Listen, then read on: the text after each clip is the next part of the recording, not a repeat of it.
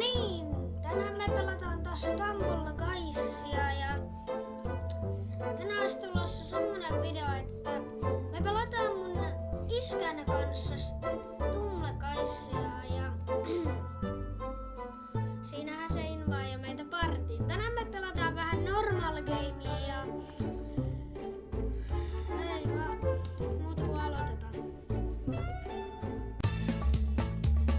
Tää on niin läppä.